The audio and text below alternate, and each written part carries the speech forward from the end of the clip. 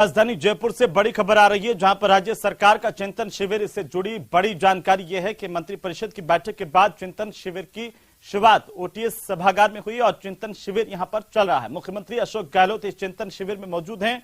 आपको बता दें कि चिकित्सा और स्वास्थ्य विभाग की समीक्षा आज की गई है। पहली बार मंत्री अपने अपने विभागों का प्रेजेंटेशन दे रहे हैं और इसी कड़ी में आज चिकित्सा स्वास्थ्य विभाग की तरफ से मंत्री प्रसादी लाल मीणा ने अपने विभाग का प्रेजेंटेशन दिया है। 4 साल की बजट घोषणाओं को लेकर के प्रेजेंटेशन दिया, क्या कुछ चिकित्सा विभाग में किया गया है, जन घोषणा पत्र की क्रियान्विति की समीक्षा की जा रही है। ये बड़ी अपडेट है।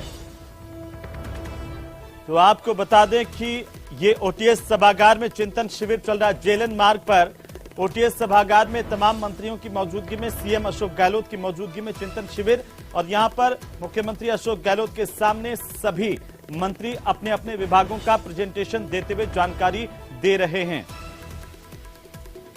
तो राज्य सरकार का चिंतन शिविर, जहां पर कृषि मंत्री लालचंद कटारिया का प्रेजेंटेशन भी हुआ। इज ऑफ डूइंग बीज मिनी कट वितरण, फसल बीमा योजना, विभिन्न पदों पर भर्ती के बारे में लालचंद कटारिया ने प्रेजेंटेशन के माध्यम से सभी के सामने जानकारी दी। ऐसा पहली बार हो रहा है जब राजस्थान सरकार के मंत्री अपने अपने विभागों का प्रेजेंटेशन, जो अब तक उनके नेतृत्व में काम किए गए विभाग की ओर से, उनका प्रेजेंटेशन सबके सामने दे रहे हैं। जल प्रबंधन, सोलर पंप, तारबंदी योजना, बागवानी को बढ़ावा देने की जानकारी लालचंद कटारिया ने दी है। पहली बार अलग से कृषि बजट पेश किया गया था, तो इस दौरान 11 मिशन के जरिए कृषि क्षेत्र का सर्वांगीण विकास होने की बात लालचंद कटारिया की ओर से की गई है। तो वहीं जयपुर से सहकारिता विभाग की समीक्षा बैठक शुरू हुई। मंत्री उदयलाल आंजना अपने विभाग का प्रेजेंटेशन इस वक्त दे रहे हैं। तस्वीरें ओटीएस सभागार की हैं, जहां पर चिंतन शिविर लगातार जारी है। मुख्यमंत्री अशोक गहलोत मौजूद हैं।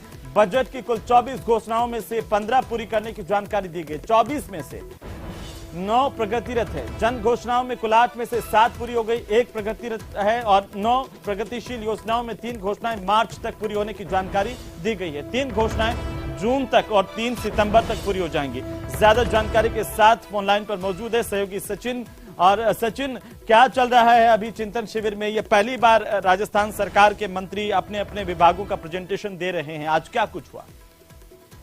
बिल्कुल, देखिए, आज सबसे पहले जो शुरुआत हुई मंत्रिपरिषद की बैठक से हुई और उसके अंदर जो सबसे दिलचस्प वाकया रहा कि मुख्यमंत्री अशोक गहलोत 9:45 पर ही वेन्यू पे पहुंच गए थे और लगभग सभी मंत्री मैं जो उसको छोड़ के जाए तो लगभग सभी मंत्री मुख्यमंत्री के आने के बाद आए। उसके बाद बैठक शुरू हुई, एक फॉर्मल बैठक थी, इंट्रोडक्शन बैठक शुरू हुई। उसके अंदर जो मुख्य सचिव है उन्होंने ब्रीफ किया और एक पूरा खाका चिंतन शिविर में रखा।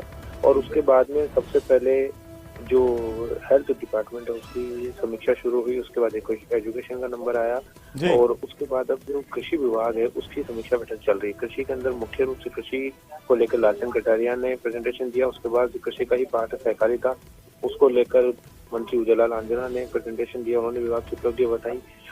उसके बाद में जो गोपालन मंत्री है प्रमोद जैन भाया, वो प्रेजेंटेशन दे रहे हैं और उससे पहले मंत्री मुरारीलाल मीणा, उन्होंने कृषि विपणन। सचिन, ये कहा जा रहा था कि कई मंत्री इस चिंतन शिविर में नहीं पहुंचे, कुछ मंत्रियों की इस तरह की चर्चाएं चल रही थी, कितनी सच्चाई है इसमें?